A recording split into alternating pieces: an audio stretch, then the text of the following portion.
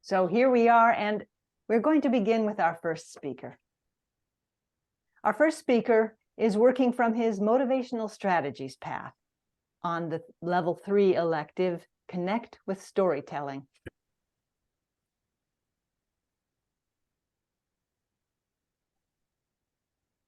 And the purpose, interesting, I must have, have you ever gone to the FTH website, put something in and then forgot to hit save? I think that happened to me. The purpose of this project is to include a story within the speech, or to make the speech a story, so that he's practicing that skill. What will people think often rules our lives.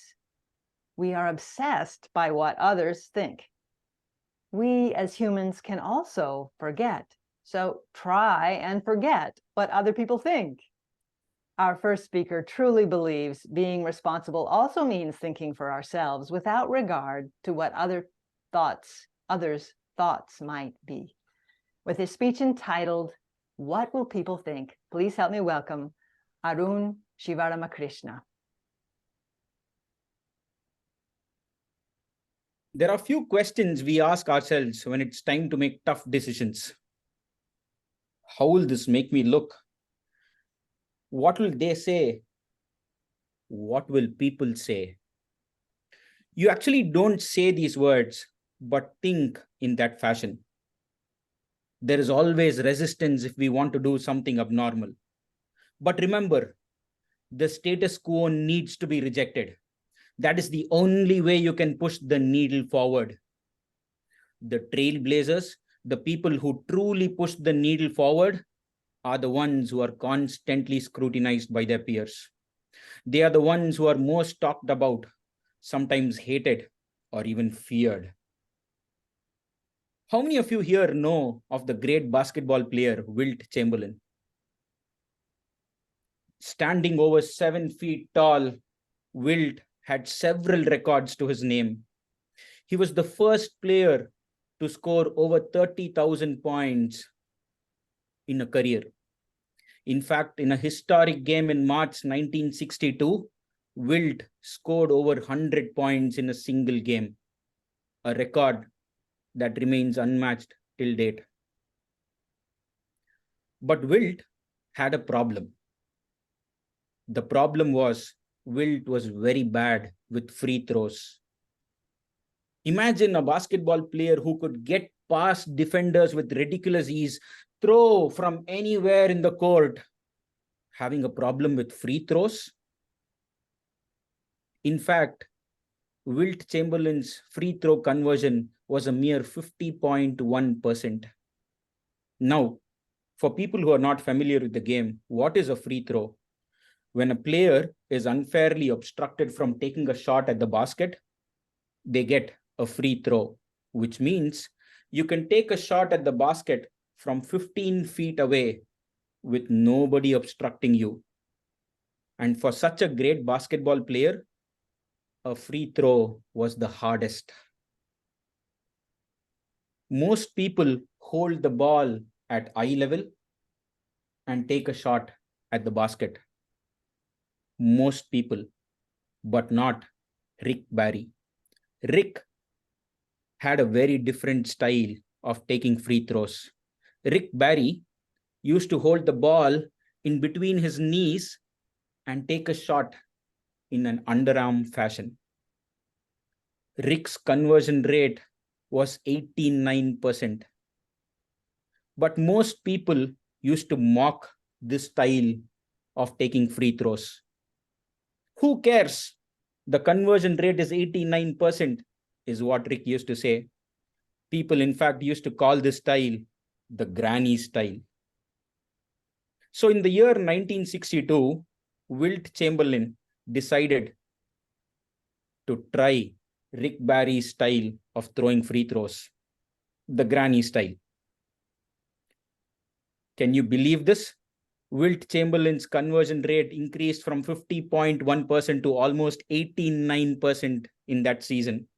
In fact, in the historic game in March 1962, where he scored over 100 points in a single game, he converted 28 out of 32 free throws, which in itself is an 87% conversion rate for that game. But as you and I will think, Wilt would continue taking free throws in this fashion, is where we are all wrong.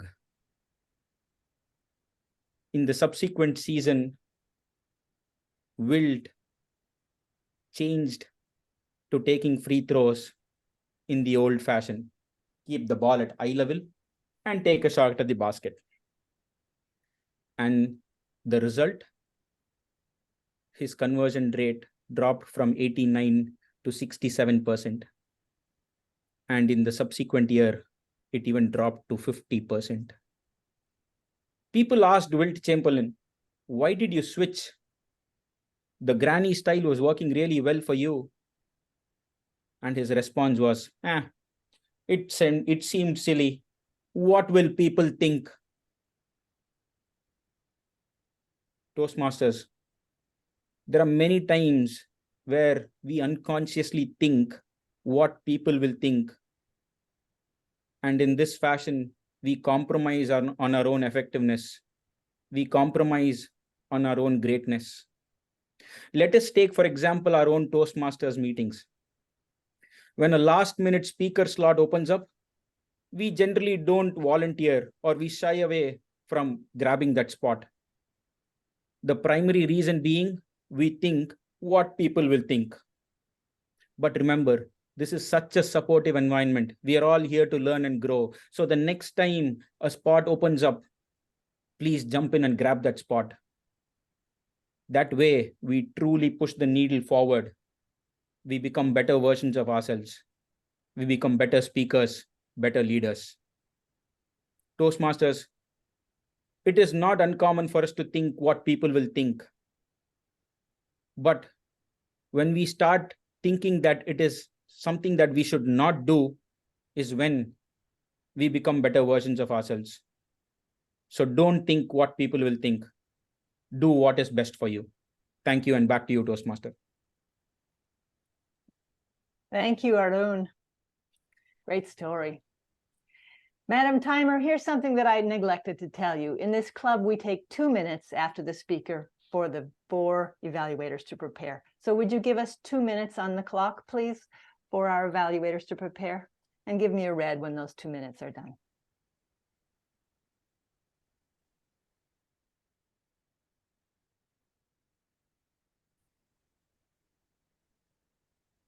And for you guests, you will be invited to give some input during the round robin. So if you have notes, go ahead and take those too.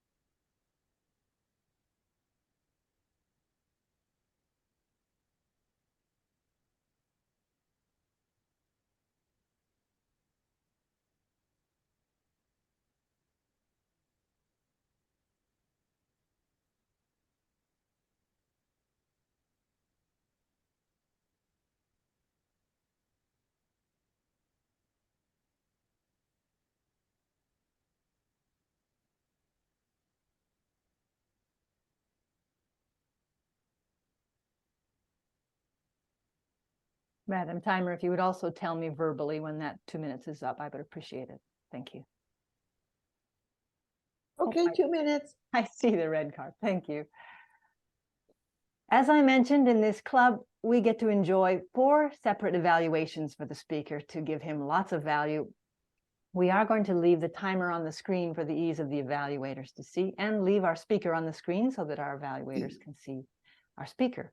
We will have a manual, a visual, a vocal, and a content evaluator. The manual is Elena Brenna in the room.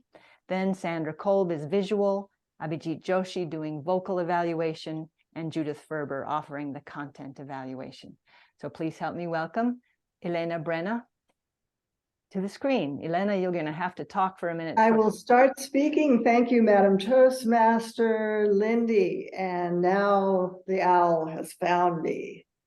Good evening, fellow Toastmasters, and especially Arun. Thank you for making this speech.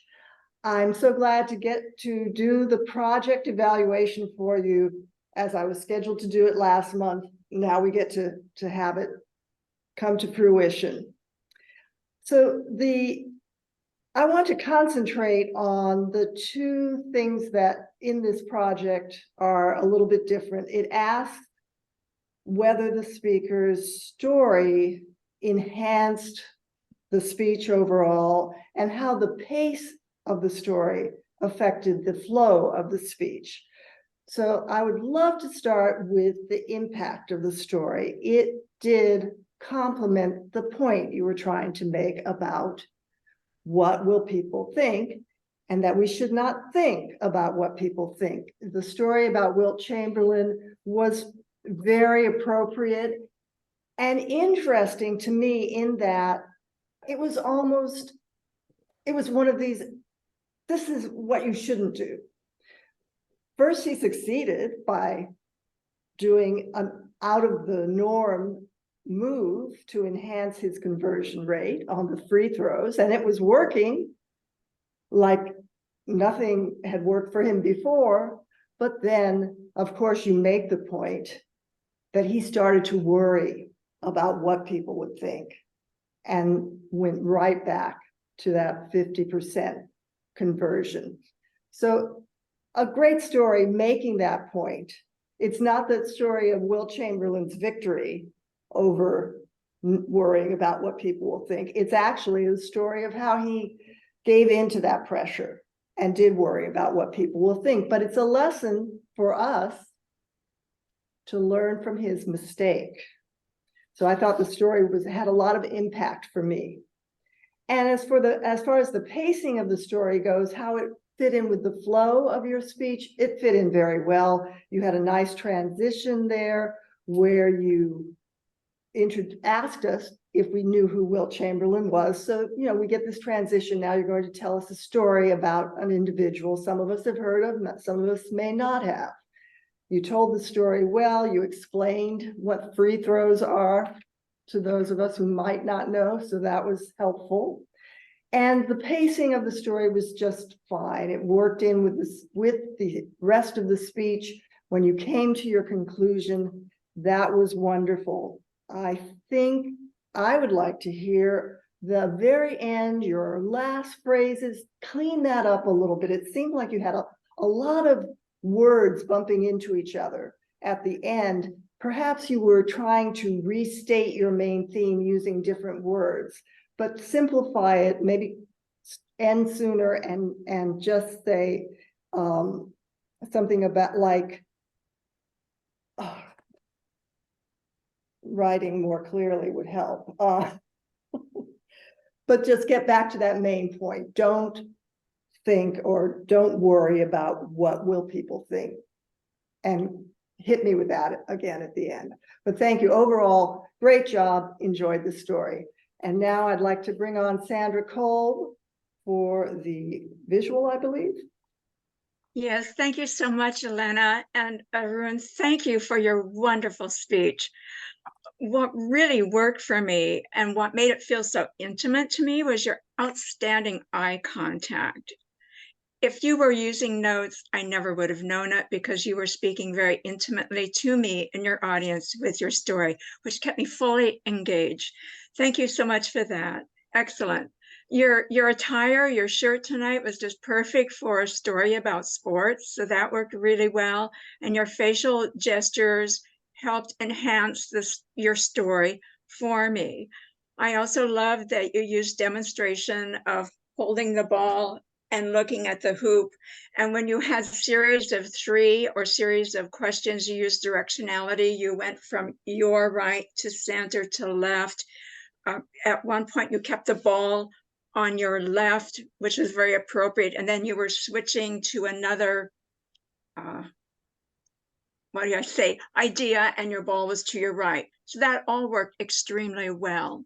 Now, if I may fall into or work into some ways that might enhance your speech visually for me, I would like to suggest that perhaps the angle of your camera might be situated so that we could see more of your body. After all, it's a sport with basketball, and I'd love to be able to see that granny style throw. So if you would step back and demonstrate that, it would be more like being engaged into the story of the sport right with you, because I could feel the sport with you. And that's what I wanted to do, is to feel that visually. What I would also like to suggest is, do you want a prop? If you want a prop and you use your whole body, that would be just ideal to use a ball, because you'd have more space. And then by having more space, you could more intimately work this with the screen or the camera for me and your audience. Because when you ask me a question, you can move forward, change up your voice, and just move forward more intimately visually. And that's how I'd like to have you end your speech too, is to come closer, to speak more closely and intimately with me, to leave that message with me, because wow, what a profound message. Don't worry about what people think, do what's best for you. And I'd love that to come very personally to me as you close up your speech. And then perhaps you might want to think about lighting. I don't know if it looks like there's light from a window, and that's a challenge depending on what time of day. But, I don't know what it would take, an extra, obviously a curtain, but maybe some kind of blackout screen or something like that. So those were the main things that I wanted to leave with you.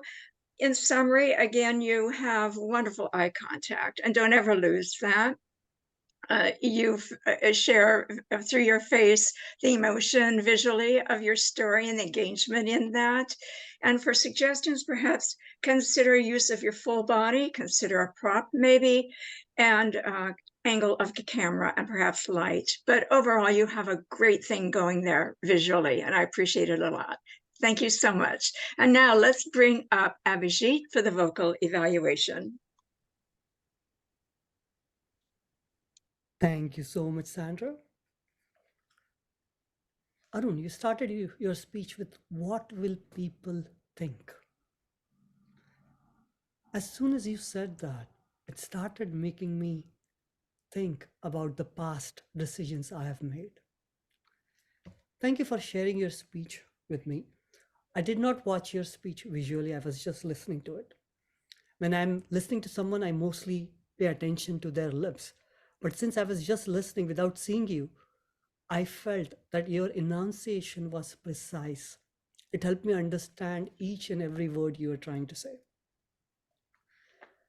2 things you are a master of. The first thing, the pace change. I feel you use the pace change beautifully.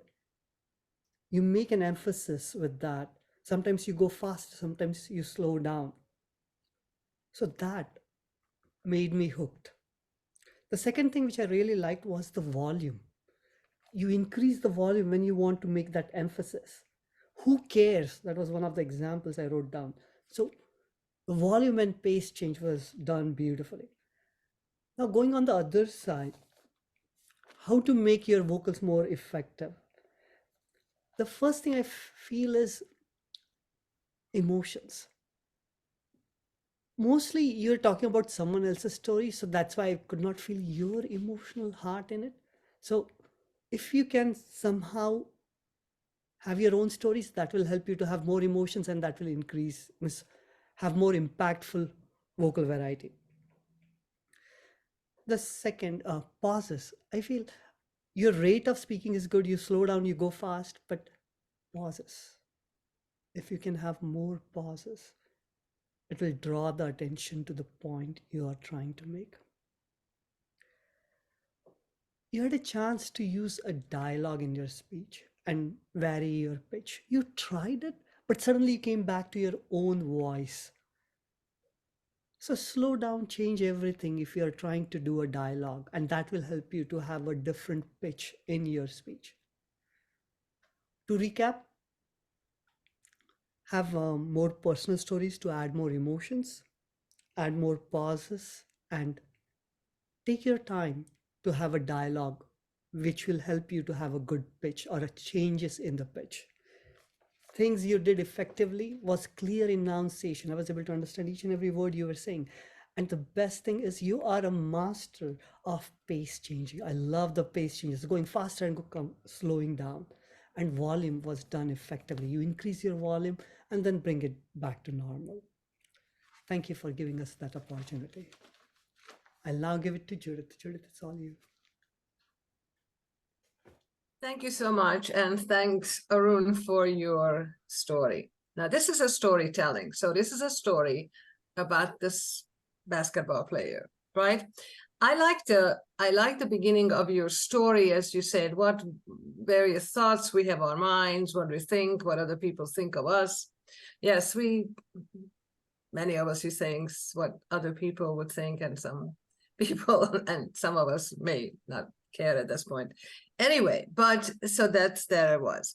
And so you introduced us to a basketball player. I am sorry, I don't actually know who he was, but we learned who he was, and the Will Chamberlain, and there was another basketball player who had this particular technique that this basketball player decided to use at some point.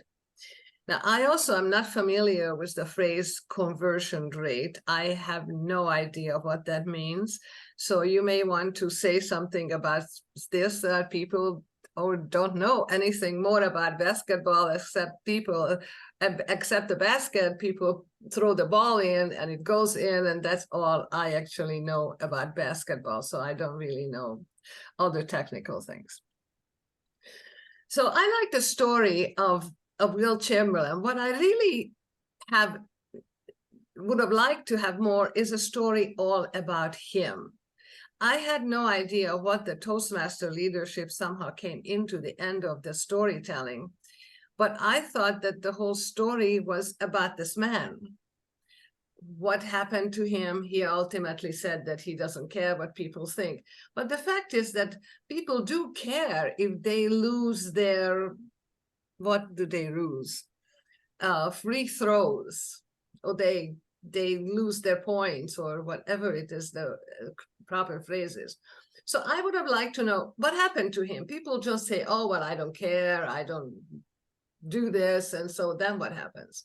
So I would have liked to have this is a storytelling project, to tell us a story about him. What happened to him at the end? Did he decide that he should go back?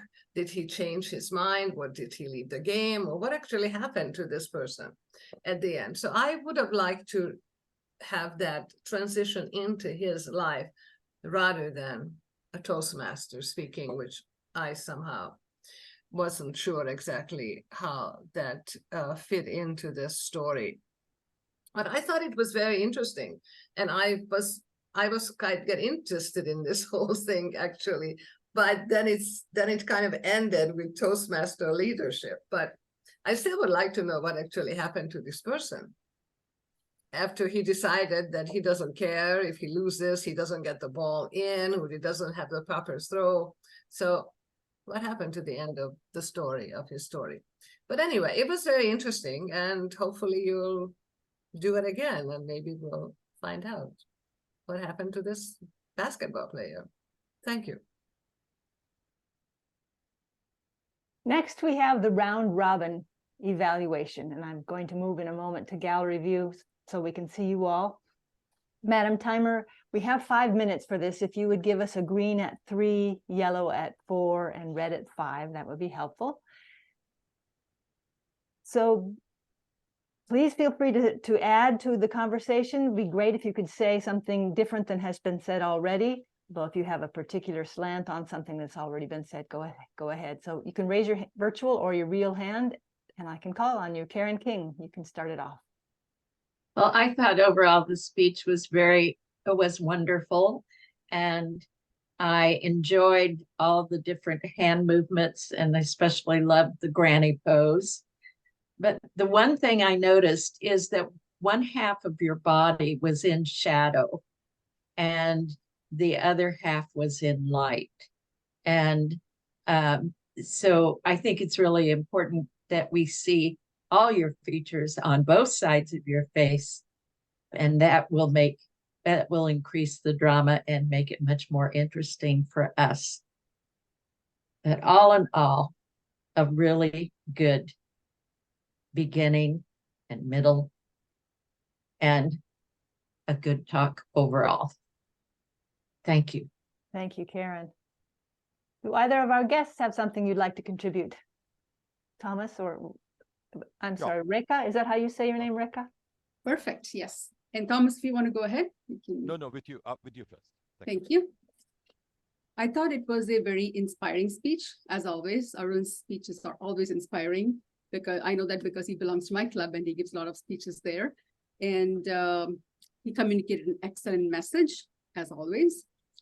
The main, he had excellent eye contact. That was really great to see that on Zoom, he has excellent eye contact. The main thing I noticed was his presence, that he could improve. Arun, where you could step back a little bit. They normally say show head to heart in the Zoom. And if you can show a little bit more than your elbow and somehow move a little backward, I think it will be much more impactful. And also, if your background is plain or something that is not, your background was good, but something plain would not be kind of distracting. And the position of the camera can be adjusted a little bit. But other than that, awesome speech as always. Thank you. Thank you, Reka. Go ahead, Thomas. Yes. First of all, Arun, basketball has given me the maximum joy among all the games. So you can understand how I felt. I dug in. Couple of things. Basketball, I think a larger frame, like many of you have said, and a ball. And suddenly when you introduce him, pull the ball up. And then the story is, a lot more total for people. And again, basketball is a game with a lot of body movement. Chamberlain deserves to be seen a lot more. But another thing, of course, I liked a lot of things that have been commented upon. Only one thought. At the end, after you give Chamberlain's answer, would a longer pause when you talk about the core story, part of the story, what do people, what do you care about others? That could have been given a little more breathing space so that could have resonated and stayed with me longer. Incidentally, I saw a mysterious light. When you raise your hand like this, I could see a flash. That worked very well for me. And frankly, I also like the sunlight gave me the outdoors feel. But plus what I've been told by this erudite, listeners, I think you'll have a way more spectacle. That's what because basketball is a very dynamic game. So body movement will help you with that. Thank you. Thank you, Thomas. And I'm going to jump in and say, Arun, a line that jumped out at me was when you said, it seems silly. What will people think? I would love to see you try beginning with that. It seems silly. What will people think? You know who said that? Wilt Chamberlain. Well, that's one way of framing it. I also really like the hands glowing. It seemed like the golden hands of a golden basketball player. That was really kind of cool. And then because you're getting advanced, let me just bring your awareness to the fact that this is a repetitive gesture for you. So you want to just watch that one a little bit. Who's next? Judy. Are you blocking out light, or do you want to say something? No, I was waving to you. Okay. Thank you. I agree with what people have said, Arun. I do want to mention something that I really loved, that you described basketball very simply and very accurately. And I thought that was really amazing that you could do that in so short a time. So kudos to you.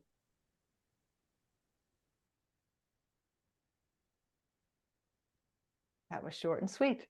Anyone else? We've got a few more seconds. Anybody else have something to contribute? Sandra? I know I've already had my turn, but there was one item I didn't have time for, and it's very nitpicky, Arun, but it has to deal with direction. When you said moving the needle forward, you moved it to your right. I would like to see the needle move forward.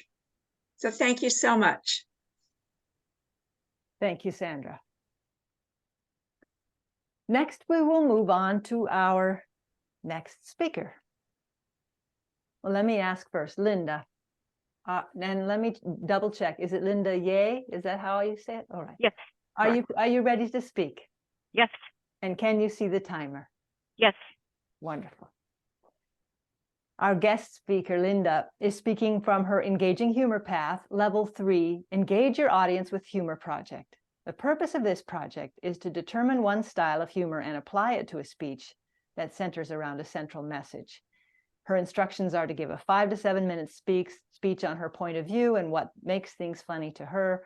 Her speech should include at least one anecdote or story intended to add humor. More than that, Linda is preparing for the Humorous Speech Contest in District 101, and she looks forward to our help in making her speech even better. With her speech entitled, Daddy, Don't Go, please welcome Linda Yeh.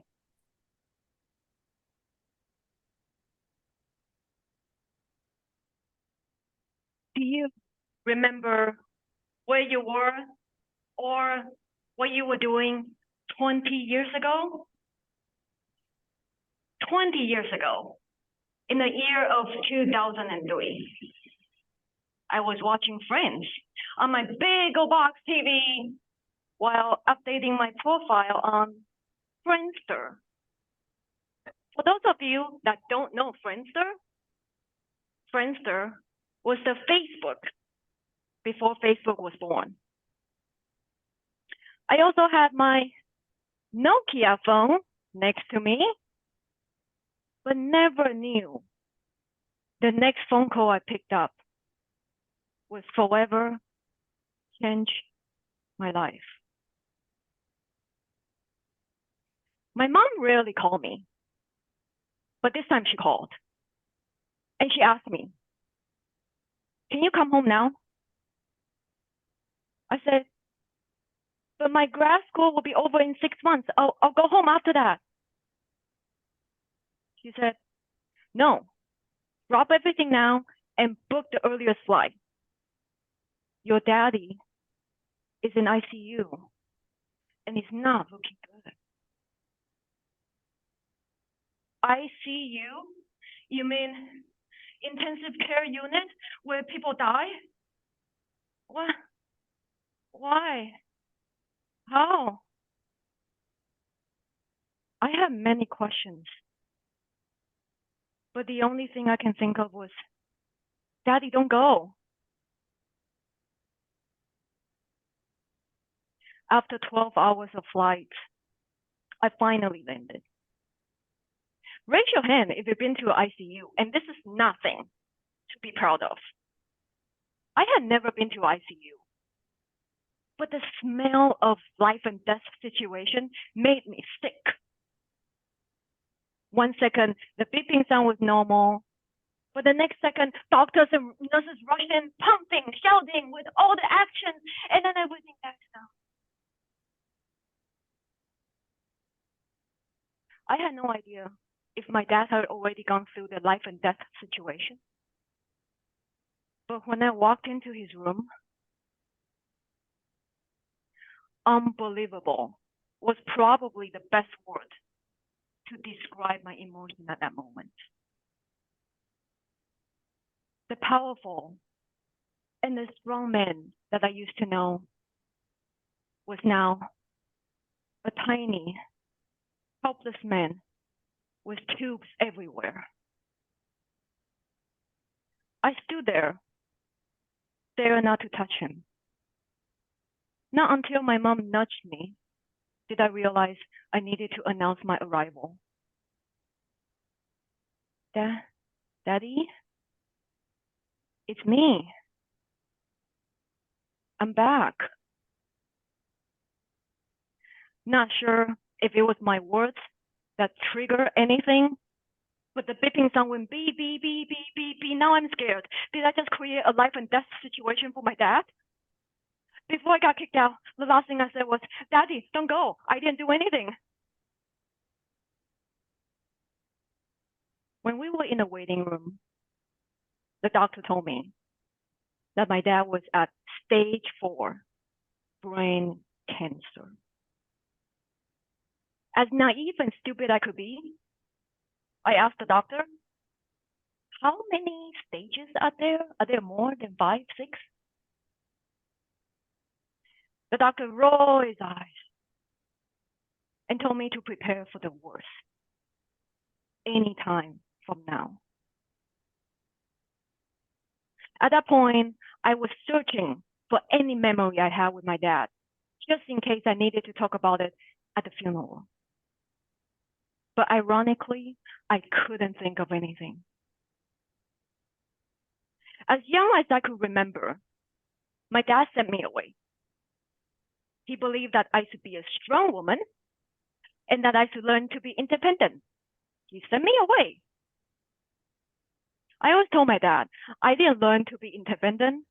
I learned to survive. Those were 2 different things. As I continued digging through the memories, I heard the doctor calling us with a heartless voice. He said, his heart stopped beating. My mom rushed to the room, but I stood there. I couldn't move. All of a sudden, all the memories appear. My swimming lesson, tennis game, recital, lunch, dinner, bedtime stories, the day he drove me to the airport to send me away, and just now when I told him, Daddy, don't go. My daddy was gone, poof, gone forever. My life changed after my dad passed. I started my first job, and everything seemed to return to normal. But months after months, years after years, I could not stop dreaming about him. In a dream, I was always chasing after him, Daddy, don't go. But never once did he turn around and look at me. By day, I lived a zombie-like life. By night, I fell in deep sleep looking for my dad. Sometimes I needed the help of alcohol and pills to keep me in a dream longer. One night, as determined as always, I was ready to double up the alcohol and pills so I could find my dad. Somehow, the motherly instinct knew. My mom asked me to drive her to the store. In the car, she said, you have to let go. Your dad is trying to have a life in his world, but for God's sake, you won't let go. He belongs there. You and I belong in this car. If you really miss him, do great things in this life. And when that day comes, he will be waiting for you at the other side of the tunnel, ready to hear your stories. I asked my mom, which tunnel will he be at?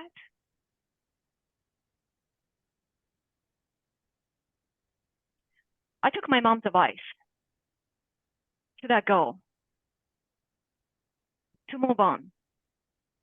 And I'm creating my own storyboard. Because I know one day I will tell my dad all about it. Today, I'm passing on this message to you and to those that are going through tough times. Don't hang on to things or people that have already passed. Move on. Let go. Live your life. Because one day you will meet again. Back to you, Toastmaster.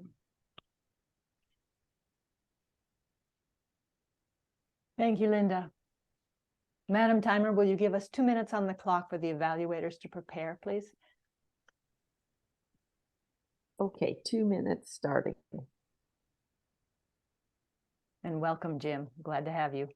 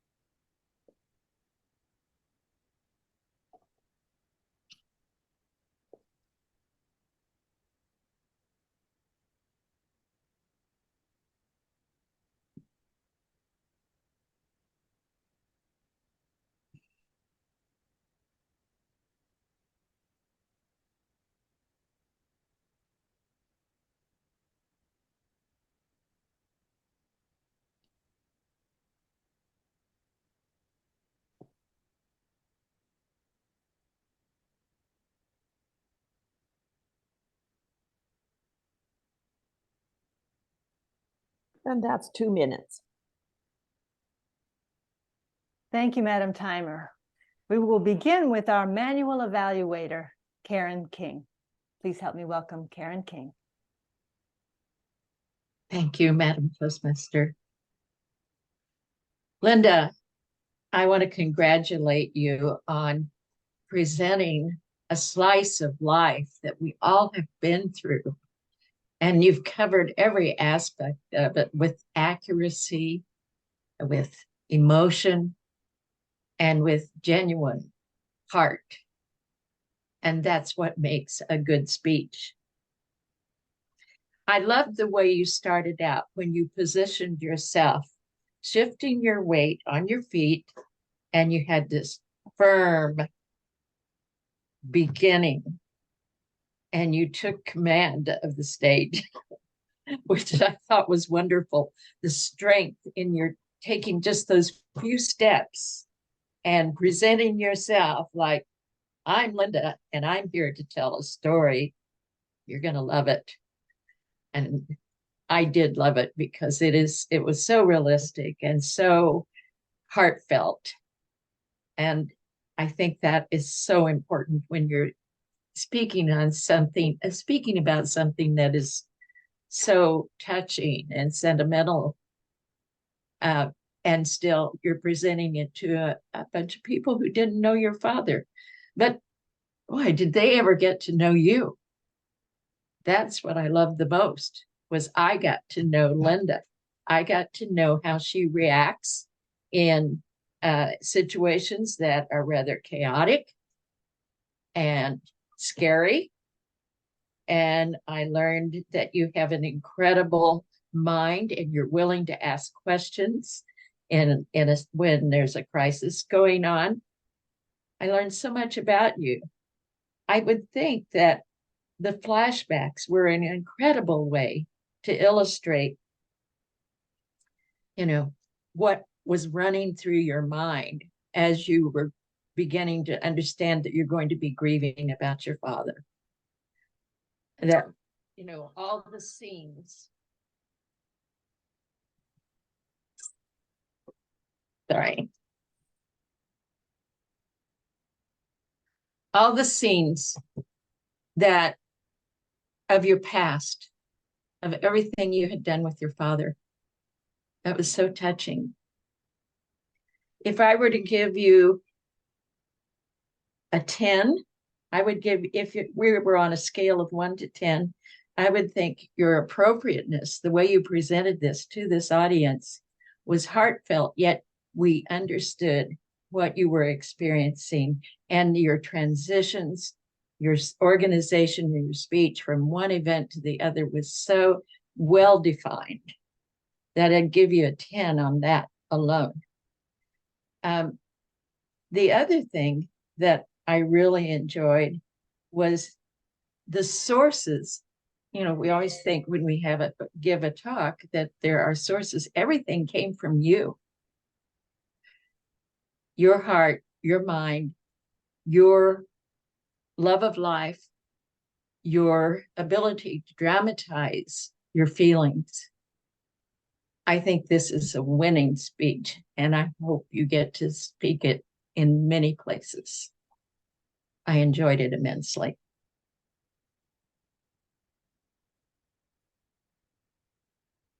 Next, we have Sandra Kolb with the visual evaluation. Thank you, Lindy. And thank you, especially Linda, for such a poignant and very memorable speech, of which we all can relate to in challenges of our lives, especially in me. I'll speak in terms of myself. What I really appreciated about you visually were your gestures. That was a very strong point. You used them to enhance every section of your speech. It was very well done. I'll just point out some memorable ones. The beep, beep, beep. I could truly visualize that, having seen it myself. It was incredible. You know, the tubes everywhere. You were looking down at your father. At one point, you were the strong woman. All the way through, you were highly adept and comfortable with using gestures to enhance your topic. I commend you on using props, everything from the old Nokia phone to the alcohol and the pills. That worked well. And your use of attire, that was a big wow for me. So that was brilliant. I just loved how you used your attire from the old you in a very transformational visual way to the new you. So visually, that was outstanding. That was truly your strength in this for me, visually. If I can help you in perhaps some ways of how level it up just a bit visually, I might suggest for me is to have your opening question become a little more intimate visually versus more, what I would say, feeling structured visually. And that might be visually to move in a bit closer. And I'm sure the person who addresses your voice will speak towards the vocals of that, but to have it a bit more personal visually, just for that question. Then you could take a step back and then go into your story. Another point that I noticed was the directionality of your characters. Early on, your mother was on your left and you were on your right. And then towards the end, that switched entirely where your directions were opposite. So my suggestion there would be to keep your characters in the same constant location in order to keep me on task with you to enhance your story. Another point that I would like, and this just pertains to the opening, and it's just kind of what I like visually from speakers, is for your ending message when you were urging me to let go. I mean, I saw the hurt and the tension and all that you'd gone through in your face, but I'd like to have your face become a little bit softer, perhaps visually at the end, so it wouldn't feel so intense, that I might be more open, maybe just a hint of a smile, a little bit warmer visually, to leave me with your profound words of message for your speech. But overall, my favorite truly was your use of attire. Thank you so much. And I'll bring on Abhijit for the content.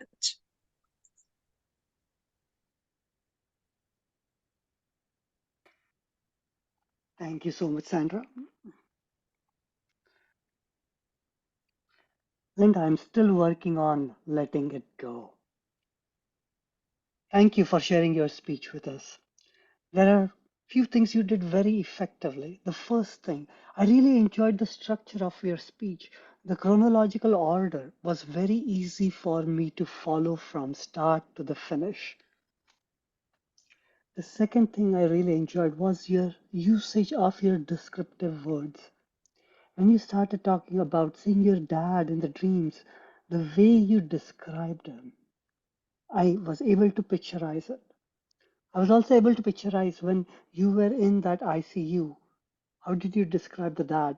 That visual image got created in the back of my brain. So thank you for using the descriptive language so that we are there with you as you move on in your story. Now, a few things you could do to make your speech more effective. The first thing I feel is you can start the speech in the middle of the action immediately. I got this phone call from my mom, and she said, "Come back immediately." It will grab people's attention and they will stay with you.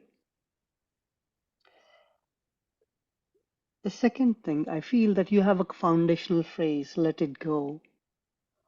But I feel you only used it very much to the end. If you can bring it up a little bit early in your speech so that it will remind us, oh, is something related to this. It's coming at the end. So that's something I would encourage you to use that phrase a little bit more often. When we are giving a speech like this, it's always good to share how did we change. And if you can describe more in detail, how did you let it go? Then we can learn from your experience. So that's something I feel it will be added value for us, for me. I know you want to use this speech as a humor speech, but I feel it's more of a international speech content rather than a humor speech content. That's my, that's personally I'm thinking. The best thing about your speech is your message. I feel that message is very powerful because sometimes I feel I still don't let it go. So letting that go is very important to move on. To recap, to make your speech more effective, start in the middle of the action. Use the foundational phrase more often. I want to learn how did you let it go? And things you did effectively was your structure, very simple and easy to follow. I love the usage of the descriptive words. And the best thing is your message. Let it go. And now Next is Linda. Linda with vocal. Thank you. Thank you, Abhijit. Thank you, especially for Linda Yeh. I'm also Linda. It's really a touching story, and it's really brave of you to share this story with us. I have a similar situation, and I never had the courage to share it. So I admire you. I'm going to talk about vocal evaluation. Volume-wise, I think it's okay. I can hear you clearly, whether you are in front or you are back. But I appreciate it if you can be a little bit louder. For the pitch, it's good. Sometimes it's higher, sometimes it's lower, and it's appropriate for what you said. I like your tone. It's easy to understand, and your pronunciation is very good, much better than me. Both of us are from China. We have a similar accent, but you did it very well. And you speak clearly and powerfully. And I also like your rate. Sometimes you speed up and when you are excited, and sometimes you slow down. All this are appropriate. About the quality of a voice. If you are going to join a competition, I would suggest that maybe it's time to upgrade your microphone. Yeah, it's not as good as I think last time when you were here with us, you didn't use this microphone. I think it was better. And then I would like to give you one more suggestion about differentiating the characters. You have your mother and yourself. Basically, you were the same when you were speaking as your mother and yourself. So maybe some suggestion when your mother called you to ask you to go back home, you can bring a sense of urgency because it was really urgent and critical. So pass this information in her voice. And by the end, when she asked you to let it go, my suggestion is to lower your voice and speak slowly and make it more powerful as your mother. Someone who is in authority, speak slowly, lower. Linda, you have to let it go. So overall speaking, I really enjoyed your speech and I was inspired by your courage. I look forward to your winning in the competition. Thank you. And next we have our round robin evaluation. Again, Madam Timer, green at 3, yellow at 4, red at 5. If you could raise your hand if you wish to add to the evaluation. Judith, go ahead. I love the speech. And I totally agree with Apashi. This is not really a humorous speech. It is an international speech, and it's really well done. Now, I know that it's a difficult thing to make the speech into humorous speech, but if you want to add some humor to this quite sad story, I thought maybe using some metaphor about the tubes as you walked into the hospital, something there. I was trying to find where is in a story that you can add a little bit of humor to it. And I thought that could be all the science that everything is moving and liquid and various things, sounds going on in hospital and ICU generally. And or maybe when your mother called and said you are just about to go out and do something, and then why am I have to go to anywhere? So somewhere, I don't know exactly, you have to think about this to see how you can fit your speech into a humorous speech contest. But it's a great story, and it's certainly well told. That is one other thing I would like to say. Please don't ask people to raise their hands if they were in the ICU. Doesn't do anything to anyone. And I am a person who always like, okay, I mean, it's not necessary, but it's a great speech. I just don't know how. Maybe you'll have some people around here who will add some kind of a humorous content to the story. But thank you. This really is a great story. Thank you for your speech. Thank you, Judith. Arun and then Rekha. Thank you, Lindy. Linda, wonderful speech. I concur with a few of us who said here that this would probably fit more towards the international speech contest. But since you're preparing for the contest, I also want to point out two things where I feel you tried to add humor, but it didn't quite land as expected. Probably the two instances that I want to point out were when you said you asked the doctor, like, how many stages are there? I believe you wanted to, add some humor of your ignorance there. Similarly, at the end, when you said which tunnel, I kind of got a feeling that you did try to add humor, but it probably didn't land as expected, but wonderful try. I would honestly say this fits more towards the international speech contest than the humor, but good speech overall. Thank you. Thank you. Go ahead, Reka. Thank you. And I just want to say that I'm a fan of TED Talks, and this is in par with that. I had no words on the way you narrated the whole thing. You had excellent composure on such a deep topic. I lost my dad when he was in his early 90s, and I still cannot let go.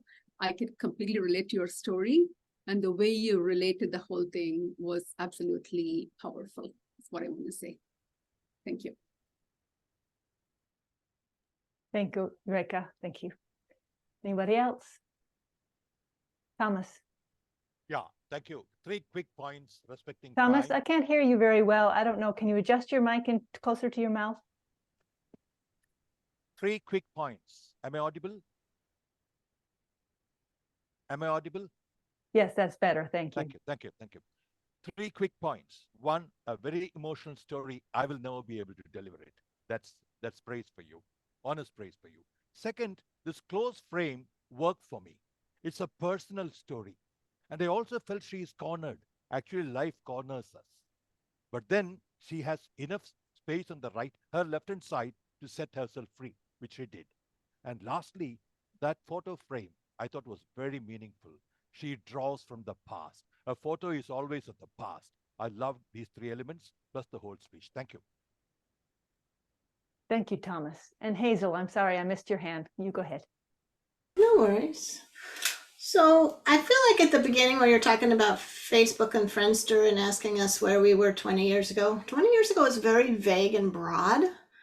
And then I didn't feel like the Facebook Friendster, I mean, it gave us a flavor of what you were doing, but it might have been wasted real estate. When you also had a little bit of attempt at humor, I think, when you told your mom you'd be back in 6 months. And, when you described your emotion, you said the only emotion I can think of is unbelievable. And I would say that doesn't describe an emotion. So I would play with it. I'm coming up with things like gobsmacked, when you saw your dad lying there, or, you could have knocked me over with a feather, or come up with something, but unbelievable doesn't, in my mind, really describe an emotion. And you tried to kind of convey this as his strong body that's now tiny and helpless. And then you used the words, as young as I could remember, I was sent away. And it showed so much emotion with this kind of tug of war thing you had with your dad. You had so many maybe unresolved things where he didn't really understand that you weren't thriving, you were surviving, you weren't independent. So there was a lot of angst and emotion in that whole, I loved how you said, you couldn't leave the room when his heart stopped, and the dispassionate doctor's words. And so you use so much, but I maybe use a little more with your body to kind of describe how this was influencing you, if that makes sense. But I was definitely thinking, where's the humor here? Where's the humor? This isn't a set. This isn't, if you were able to see your audience, and it's really hard on Zoom to see how your audience is reacting, but everyone was just like so deep in your pain and sorrow and the suspense of the decline. Nobody was laughing. So I would go back. I see you had a different one you were working on for I'm Sorry, Officer. Then maybe that will be your humorous submission. Thank you for sharing this very heartfelt story with us. Thank you, Hazel. And we have just about 2 more minutes, which I am going to command and ask for Linda. Just a couple of small things. When you do dialogue, don't turn quite so far. You can just move, swivel your heels slightly, and you just change your focus to the edge of your computer. Really is far enough. That's enough of a turn to where we don't need to have you physically turn very much. Just a tiny bit is all it takes. It's more just the eye focus than your body. So that's too far that you're doing still. Try it less. Just swivel your heels, stay on your toes and swivel your heel. There you go. That's it. And again, swivel the other way. That's plenty far. You don't have to even go quite that far. There you go. That's enough. So there you go. So that's enough for character differentiation space-wise. If you are doing a humorous speech contest, you need to evoke laughter in the first 30 seconds for sure, maybe even the first 15. So I will echo what people are saying. as a serious speech competitor, I have to say that no matter how mature you are, results land and you feel them. This is an excellent speech, so be sure to put yourself in a place where you can succeed with it. If you decide to use it in a humorous speech contest, do it knowing it's simply to practice, because you won't get the results that you deserve in a humorous speech contest with this particular speech. That's what I want to say. And you're doing a great job. So thank you for bringing it here for us. Now, ladies and gentlemen, we get to have a 5-minute break. Then we're going to come back and have some table topics. So don't leave. Come right back, because we're going to have some fun together. So now it is 7:40. We will meet back here at 7:45.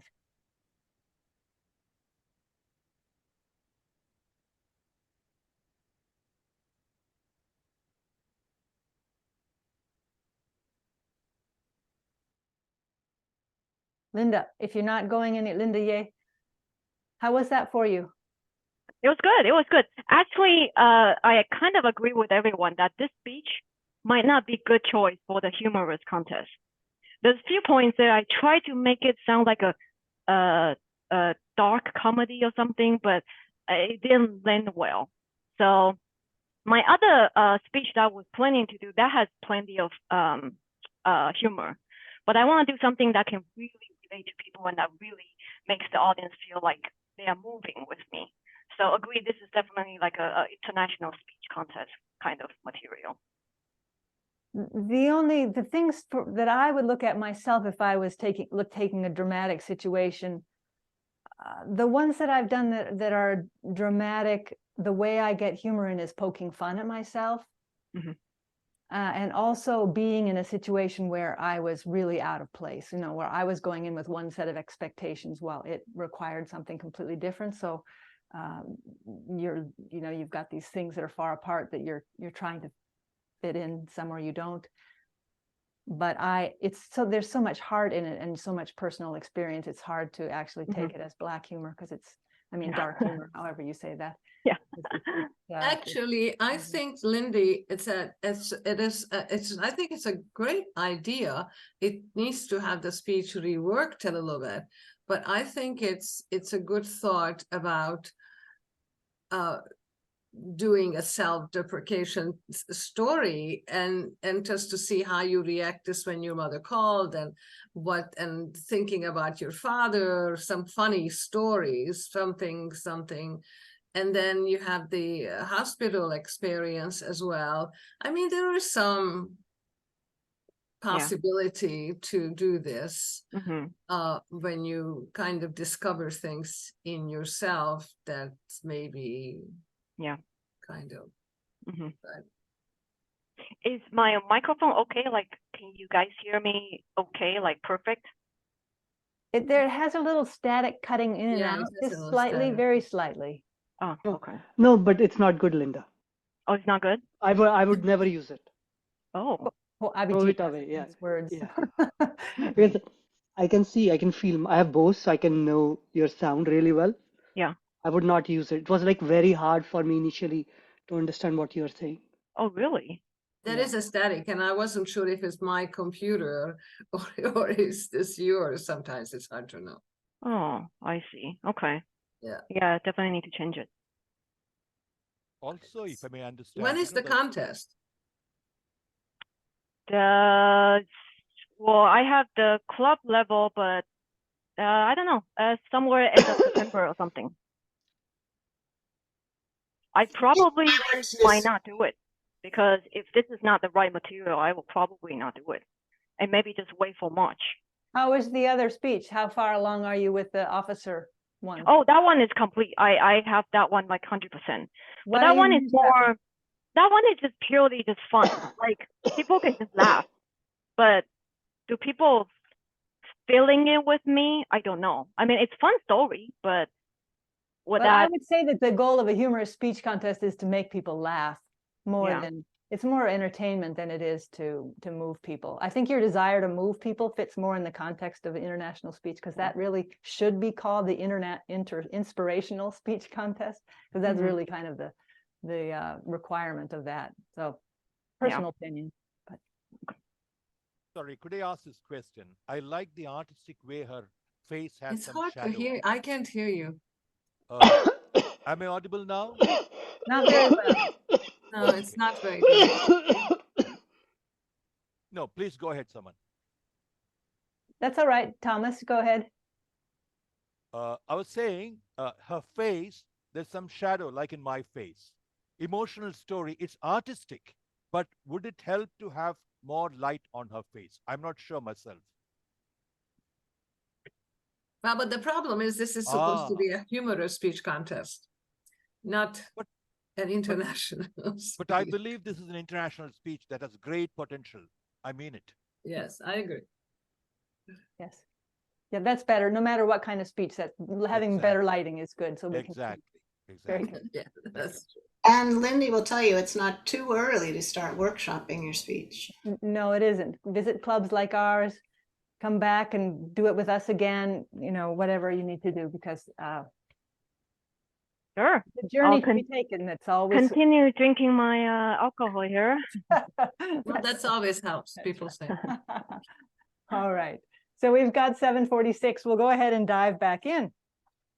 And ladies and gentlemen, we're going to do something that is unusual for this club. We're going to have table topics. And I took the role of table topics master, not to dominate, but because that way I get to make sure that everybody gets a chance to speak. Lately, I have had a chance to lead a workshop occasionally called Emote, Expand Your Emotional Expression. And because I believe that emotions can be, like Linda was saying, one of the most transporting things for an audience, and also as a speaker, they can be one of the most challenging things, I decided that my table topics prompts will be based on emotion. Now, before we start, I want to say that emotions change. So no matter what emotion I start you in, you don't have to stay in that emotion. And second of all, whatever the prompt starts you on, you can say something about that's real, or you can make something up. That's okay too. So either way. Let's make sure our timer puts her hand back up again so everybody can see her. Are you back, Elizabeth? Let's make sure she's back too.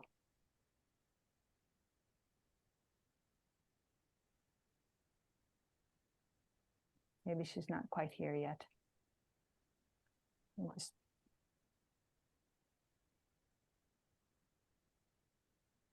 don't have my phone right as handy as I thought.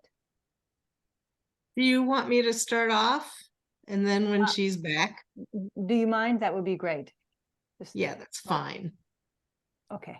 Yeah, that way. Oh, look, Abhijit already took it. Already in place. Okay. Never mind. And these are 1.5 to 2.5 minutes? Now, so this is 1.5 to 2.5 minutes. So it's 30 seconds, a little bit longer than our standard table topic, to allow you to expand just a little bit more.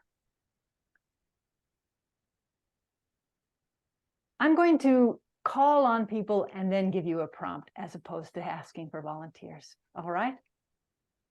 Because you are professionals. And I am going to begin with Linda Wu. Yeah.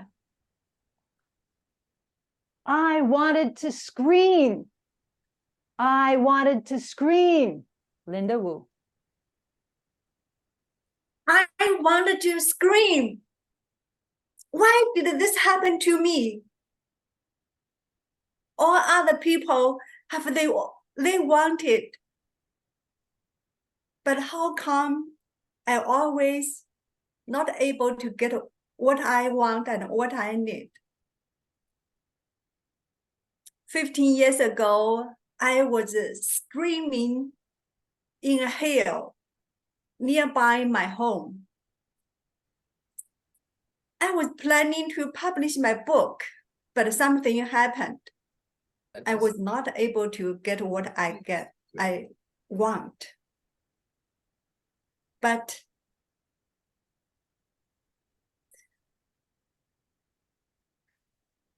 now looking back at that history, I'm glad that I didn't publish the book because it's not mature I would regret if I really put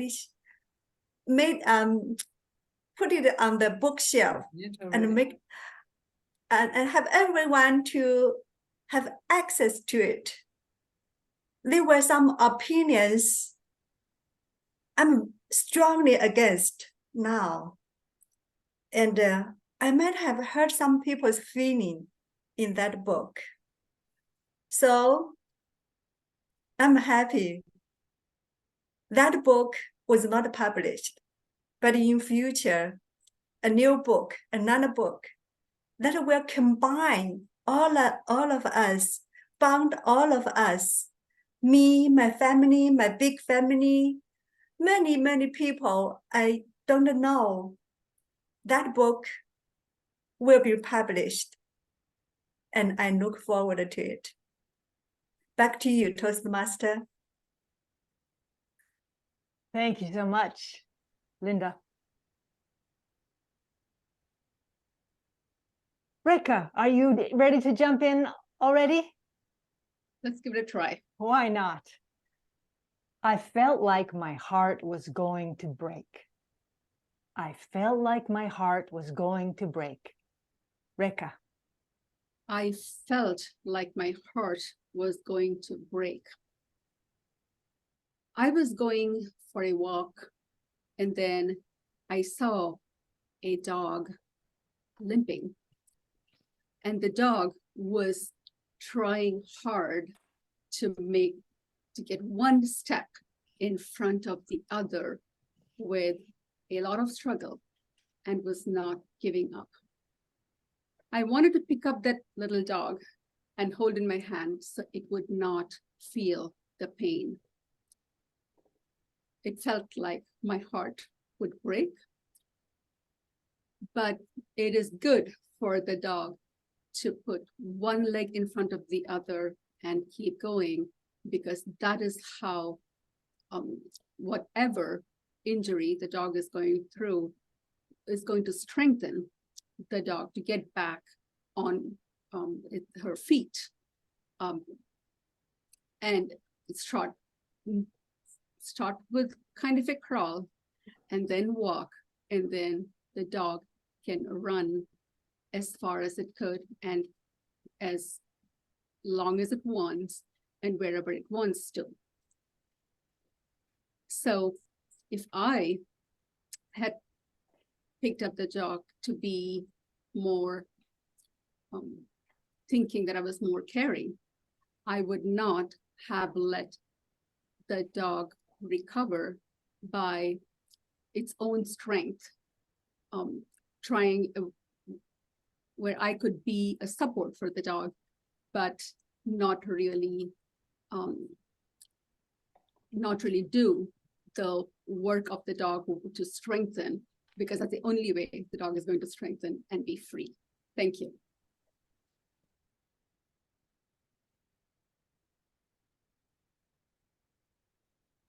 Couldn't hear you. I said, thank you, Reka, and how difficult to watch an animal struggling. Hazel, are you up for a table topic? I'd be willing to make sure everyone else got one first. All right, then I will leave you for the moment.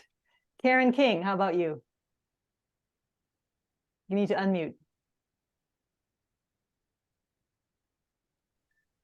That'd be handy. All right. Muted. I was so excited. My head was about to explode. I was so excited. My head was about to explode. Karen King. I was so excited. I thought my head was about to explode. I couldn't believe it. I had to contain my head. It felt like it would just explode. I had won the lottery. I won the lottery. I can't believe it. I I've only known one person who won the lottery. I thought it was impossible. I thought it was just something to do, something to, make an affirmation, set a hope in sight, and, think about some abundance that might be coming my way. But I won the lottery. I never in my life thought that would ever really happen.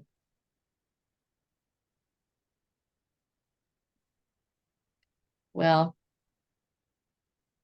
I went in to the store and I showed them my ticket. And I said, I'm sorry, but this is one number off. Oh, no. I said, are you sure?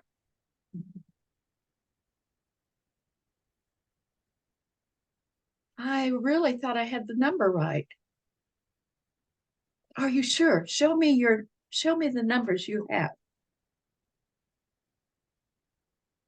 Oh, I see. I thought it was a 5 and it's a 6.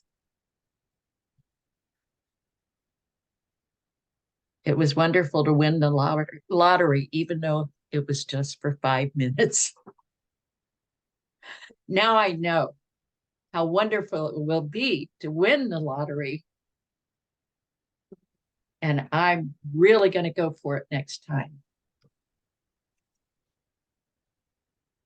Thank you. Thank you, Karen. Sandra, are you up for one?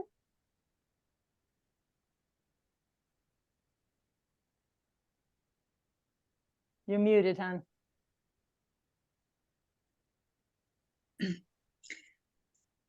I'll give it a try, but has there anyone who's not spoken tonight yet? Well, probably, but I'm going to have everyone have a turn, so you can have it now or later, either one. I might as well get it over with. Thank you. Right. Okay. All right. I was absolutely terrified. I was absolutely terrified. Sandra. Thank you, Lindy. Normally, when we climb ladders, it would be at this angle. I was headed down 60 feet under the ice at negative 60 degrees ambient Fahrenheit.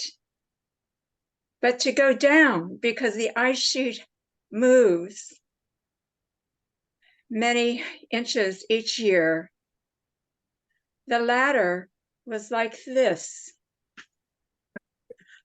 I was hanging on to the ladder as tight as I could, clutching the ladder, wearing 30 pounds of gear with enormous bunny boots that are very heavy and so large that any feeling inside is nearly gone. Trying to find the rungs of the ladder to put my feet in to get myself down to the very bottom safely.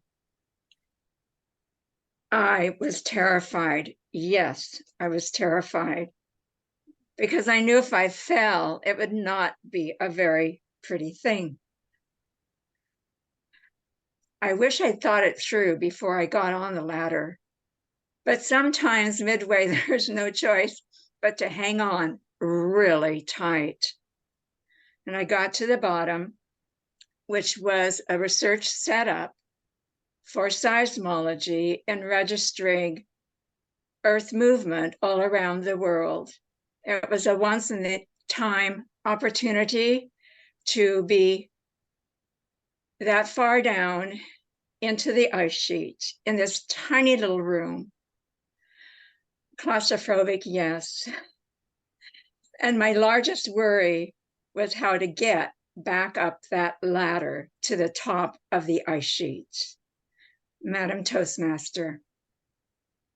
Thank you, Sandra. I always love those stories. I would love to hear even more of them. So I'm glad that you jumped in this time. We're going to transition timers because Elizabeth is back. Elizabeth, will you raise your virtual hand? And Abhijit, you can be the next speaker if you're up for it. Are you? Okay. Right, unmute yourself so I know I can hear you. Yes, can you hear me? Yes, I can now. You want to change your background so we don't have to look at the yellow? There we go. Okay. I wanted to bite their heads off. I wanted to bite their heads off, Abhijit.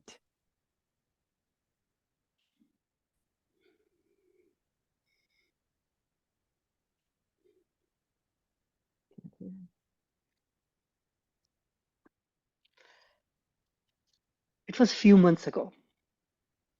I was in my room, very focused on the phone call. And suddenly I realized, oh, I don't have my laptop. And I go running into the living room. But as soon as I do that, my brother and sister yelled at me to turn the bedroom light off. At that moment, I just wanted to bite their heads off. And I said something I was not proud of. So I started thinking, what just happened? Mostly, I'll think before I speak. But in that situation, I was on the phone. I was fully focused. So my thinking brain was so focused on what Dan was saying that when my brother and sister yelled at me, it caught me by complete surprise. And at that moment, there was this reptilian brain, which is a flight, freeze brain, just froze. And it took action before I could even think about it. I learned my lesson that day. Because there are many situations which are going to happen where my focus is not going to be there. But I still need to buy time before responding. So the way I started working on it is to take a couple of breaths before I say something. I hope that would work. But let's see, it's a lifelong journey.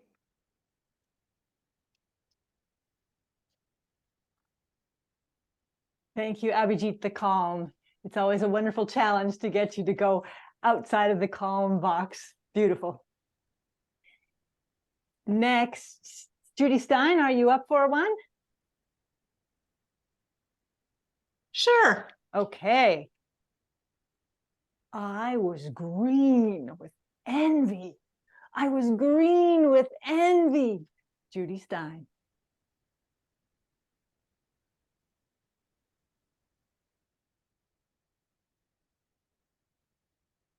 I was green with envy when my girlfriend married a rich guy. She had all these things now.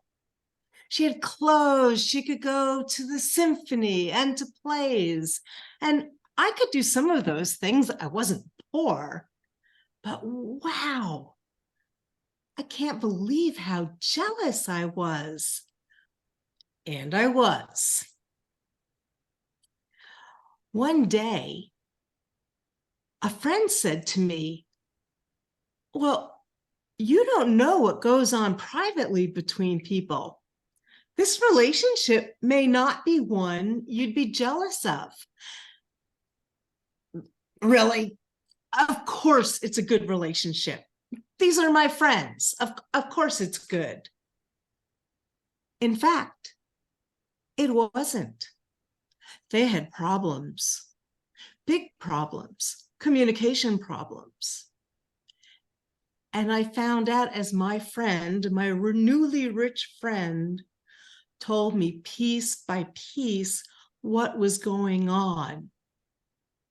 The good news, though, is that they stayed together. They worked it out. I found I was no longer jealous or envious. That richness didn't buy you things, that I was perfectly content in my life, and that everyone can have their own struggles, no matter how it looks on the outside. That taught me a really good lesson. No more jealousy. Madam Toastmaster.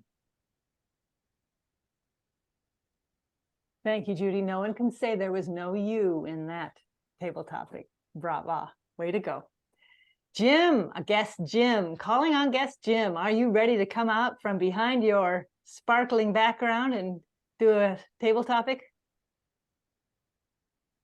I could be persuaded, but Okay. I'm not professional. You said this is only for professionals. I think it's professional enough. I think that is beautiful. Okay, are you ready?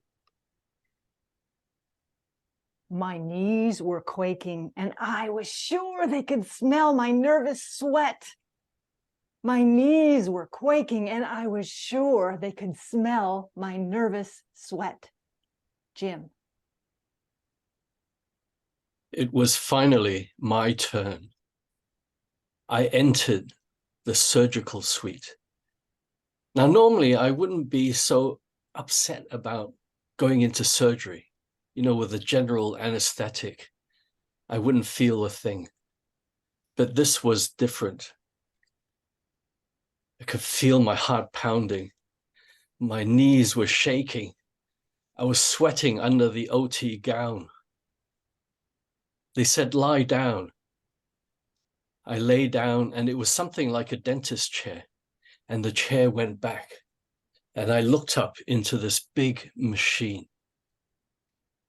The doctor said, you have to help me here. You have to keep your eye open and look at the light that you see above. You can't move your eye. It was eye surgery. Open eye surgery. I said, well, can't you clamp it open so, it doesn't matter what I do? And he says, no, you can't do that because your eye will float around and you'll end up looking under the eyelid like when you're falling asleep. I can't control that. You have to control it. You have to keep looking at that spot of light up above while I do the surgery. He said, shall we begin? Now, I don't know if you've had eye surgery. They put this blanket, this plastic sheet over your face with a hole just for your eye. And underneath, you can't breathe. I was going, I said, I'm suffocating. The plastic is on my mouth. Can't you support it somehow? So the nurses faddled around and they had it up off my mouth, but I was still breathing hard because they made me wear a mask. He said, now I'm about to begin. Can you imagine open eye surgery while awake and looking at that spot of light? Next time you see a spot of light, remember me. Back to you, Table Topic Master. Thank you, Jim. That was hilarious. I think you should make that the basis of a humorous speech because that made me laugh hard. Let's see, who have I not picked on yet? I have not picked on Thomas. Are you ready, Thomas?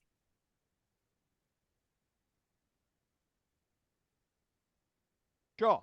There, now you are ready. I could not stop laughing.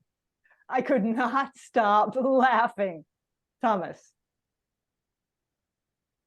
We have this humor king who we call the humor king. He is a born funny guy.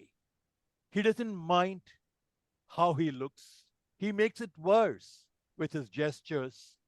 He is a great fan of Charlie Chaplin, and he wants to be as close to Charlie Chaplin as he can.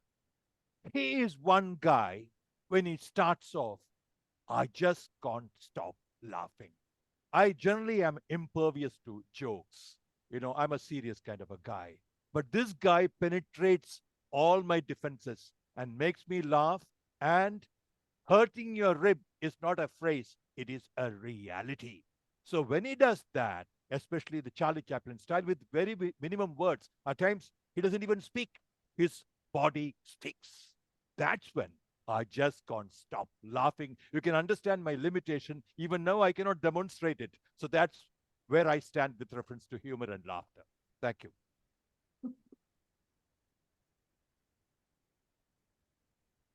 Thank you, Thomas. Elena, can you stand up and begin talking so that the thing can track Yes. you? And all right. I'm here, Okay. Madam Toastmaster. All right, excellent. I have a prompt for you. The joke was on me when Elena. My goodness, the joke was on me.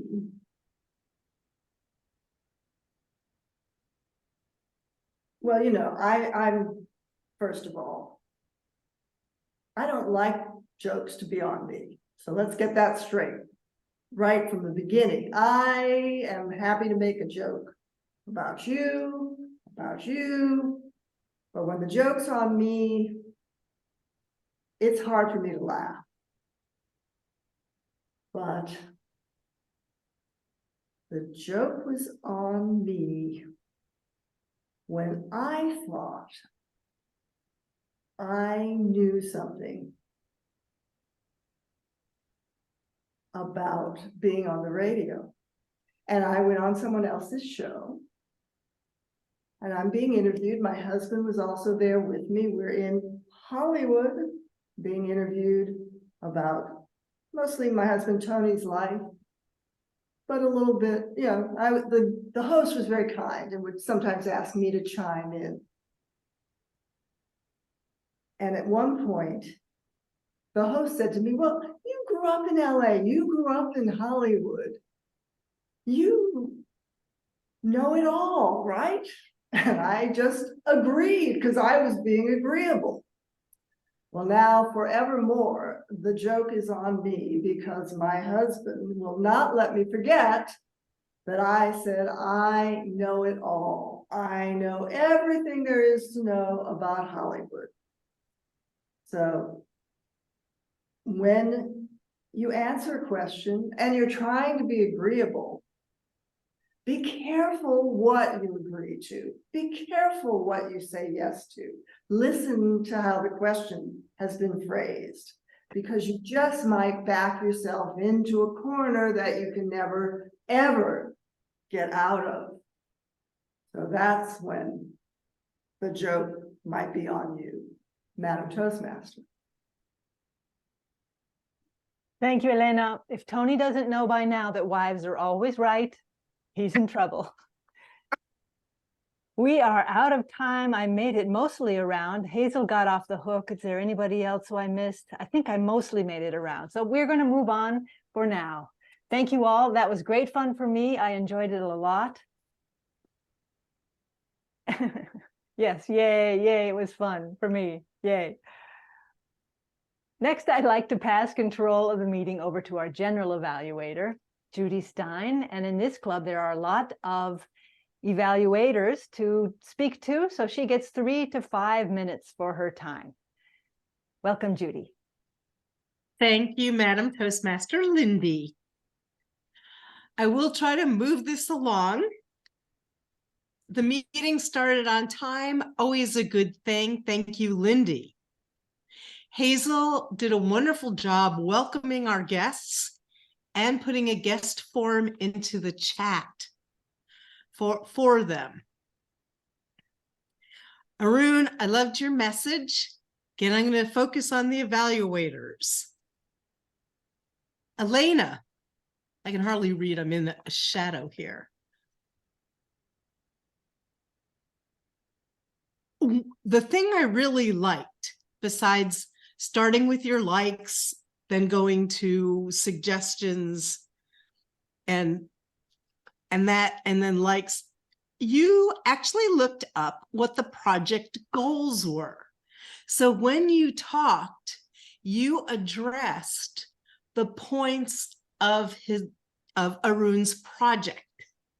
And I thought that was really good because not everyone actually looks at the project that they're doing the manual evaluation of.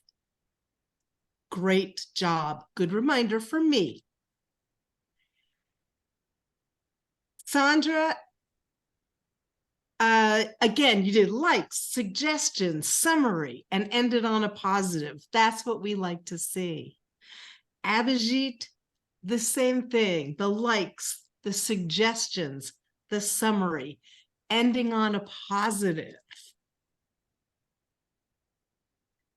Judith, the likes, also the likes, the suggestions. I think there was another like, and you ended on a suggestion. So I would recommend to always try to end on that positive.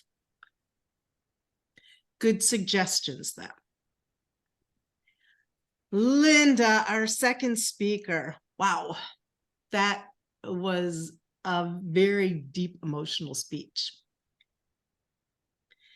Karen, you did the manual evaluation and didn't refer to the manual, to her project, and if she met her goals. And we now know that it was supposed to be a humor project, but we all love it for a international speech. And Karen, you gave all likes and wonderful likes, no suggestions. Something that I've been told, although I always forget, is to just say, I don't have suggestions at this point. Hopefully during the other evaluations and round robins, you can give them. And so it just acknowledges that there probably were suggestions that could have happened. Sandra, again,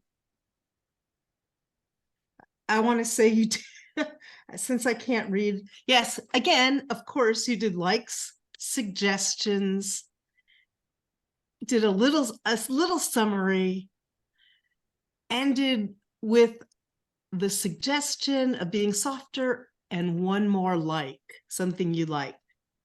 Abhijit, you too, likes, suggestions, summary, what you liked best. And Linda, you did likes, a little bit of a suggestion, more likes, and then you got into suggestions, and you ended on that positive with likes. So excellent job for evaluators. That's the pattern we like to see. Things that you like and to be very specific about them, suggestions and to be very specific about them, doing a short summary and ending on a like, a positive, something you like best, anything like that. And really, evaluators, you did a good job with that. Finally, table topics. This was a fun table topics in my experience. I had not been to something like that. And doing emotional table topics. And Linda, your prompts were excellent. Even the disastrous ones were funny. So thank you for doing that. And I do appreciate, I appreciate everyone who is here and that everyone participated and got into it. And that's such a wonderful thing to happen. I am going to end by referring back to Arun, something in his speech, and which probably wouldn't be in a speech contest speech, the part about as Toastmasters, we can step up. And I want to say that our club can step up, and we have guests and they do step up. Everyone steps up. And I want to continue to encourage that. So yes, everyone, feel free to step up and don't worry what people will think. Thank you, Madam Toastmaster. Thank you so much, Judy. I will ask for a timer's report from Elizabeth. Elizabeth, if you would, particularly the speakers and their evaluators, that'd be great. Yes, yes. The evaluators. Okay, the speaker, Arun, 6 minutes. Linda Yeh was 8 minutes and 5 seconds. Then evaluator number 1, Elena, I kind of missed it, but it was around 3 minutes. And then Sandra Cole, 3 minutes, 26 seconds. Hijib, 2 minutes, 50 seconds. Judith Ferber, 3 minutes, 20 seconds. The other evaluators was Karen King, 3 minutes, 40 seconds. Sandra Kolb, 3 minutes, 30 seconds. Abhijit, 3 minutes, 7 seconds. Linda Wu, 3 minutes, 20 seconds. The round robins went fine. I put the lights on. And then I don't know if you want the table topics. We'll let those ones go. Can you give the general evaluators time though? That'd be great. Yeah, 5 minutes, 42 seconds. Beautiful. Thank you. It's a lot to fit into a short time. Thank you so much, Elizabeth. And thank you again for being willing to come fill that role when I asked. I really appreciate that. All right, everybody, I'm going to take a screenshot, so please smile for the camera. Ready, set, here we go. Okay. Just a minute. Thank you. Always so much better when you're not looking off. When sometimes I get them like that. Thank you very much. So I get to wrap up now. I do want to again thank each and every one of you. 2-hour meeting is a long time, but you guys make it fly by. Linda, thanks for bringing your speech and being willing to offer it and listen and absorb what we had to offer. Really appreciate your open attitude. With that, I'm going to pass control of the meeting back to our president, Hazel Booth. All right, we did it. So, any feedback from our guests who would like to weigh in on what how this meeting went for you? I don't see any hands yet. We could start with Linda Yeh. Did you want to start that with us, Linda Yeh? Just let us know how it was. Yes, I love and appreciate all the feedbacks here. All this feedback is definitely very helpful for my speech. I've gone to many, many other clubs, but your feedbacks here is really the thing that will help me to advance my next level. So I really, really appreciate that. And thank you for being patient with me. You know, there's an area where I have to improve, but you guys are very patient with me to tell me exactly where to improve. So thank you, and thank you. Well, you're so welcome. And like Linda said, you know, workshop it around and bring it back to us. We'll be eager to help you with that too. I got some nice comment from Thomas. Would you like to speak up if you take your mic off mute? Thank you very much, Ms. President. I always feel the same, and I'm going to tell the truth, so I will be consistent every time. The evaluations I get here, the multiple microscopes you use as evaluators, really insightful. And I kick myself, my God, how come I didn't see it? How come I didn't feel it? It's a master class. It's simply master class. I enjoy it. I begin my day this way, so you can imagine how nicely I feel about it. That's why I keep coming back. Thank you very, very much. Well, we are open to new members. If you would like to join, just raise your hand. We'll let you in. Yeah, my hand is half raised. I've had a word with Lindy. It's under. Yeah. All right. Well, we certainly don't want it to be because nobody asked you.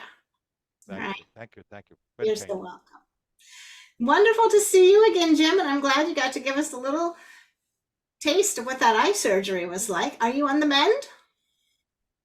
It's going quite slow. It's still very inflamed. So I'm supposed to have the other one done. But, you know, after going through the first one, do I really want the other one done? You know, it was so painful. It was, and they kept saying, "Oh, it doesn't hurt. It doesn't hurt." Well, it does. It does hurt. Oh, it was a terrible experience. Was this cataract surgery? A bit more than that. I suddenly couldn't focus. So they had to go in quite deep. But to do that, they have to expand the eyeball. That really, really hurt, you know? Yeah. I don't know how they pumped it up. Was it a hand pump, you know? Like something like that? I don't know. But that was terrible. And I've got a whole series of surgical humorous speeches, by the way. I've been through so many of them. You have to find it funny. I didn't find it funny. I find it terrifying. Yeah. That's what I was going to say. I wish you had the terrifying table topics, because really, for me, that would have been very terrifying. Yeah. Maybe it was because I had a similar eye surgery, but it made me laugh hard. Not me. Yeah. Thank you for sharing, Jim. It was great to have you with us tonight. Rika, would you like to have a word about how the meeting was for you? It was great that you came as Arun's guest. Thank you for inviting her, Arun. And thank you for having me. I had a wonderful time. It's a wonderful club.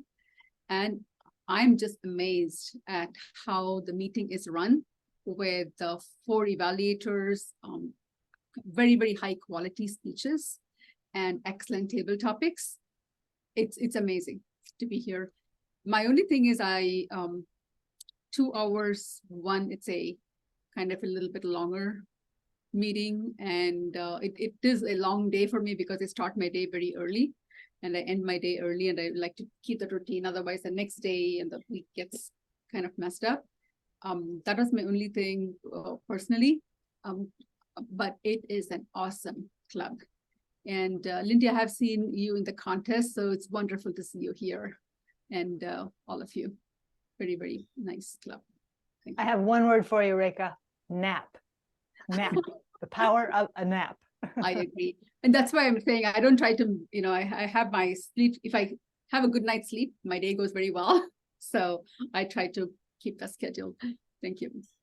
Well, we meet on the first and the third Thursdays, and on the first Thursday, it is a 2-hour meeting, but on the third Thursday, it's only an hour and a half. So that might be one you'd want to check out. It's a little bit shorter.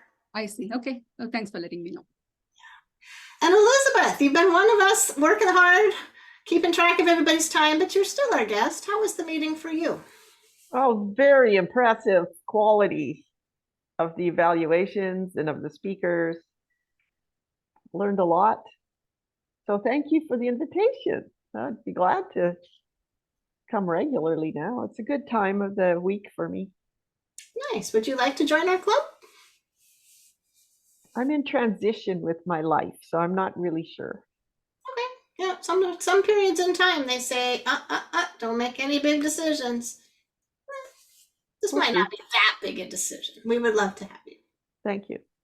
All right. Anyone else would like to weigh in that I've overlooked? Okay. Well, we have a meeting coming up on September 21st, and it is a storytelling meeting. I think there'll be 6 stories, each 5 minutes. And each speaker will begin and end with, it was the best of times, it was the worst of times. And I think someone said they were going to put out a poll so the audience could weigh in on which story touched them the most. So anyway, sort of a kickbacks to the first lines of Charles Dickens' A Tale of Two Cities. That's where that line comes from. But I don't think we're going to be doing anything very literary. We're just going to be sharing stories. So we would love to have you join us if you can. Anything else we need to address before we adjourn the meeting? No? Okay. I am officially adjourning the meeting. It is 8:29. Thank you so much for joining us. Till next time. Oh, I believe Lindy has something to say. I just, Oh, well, it please took me, wait. I was typing one-fingered, but I did get the registration link for next time in the chat. So any of you who want to register, you can do that. And I'll also have, we, Karen and I will have it on Facebook as well for you to register.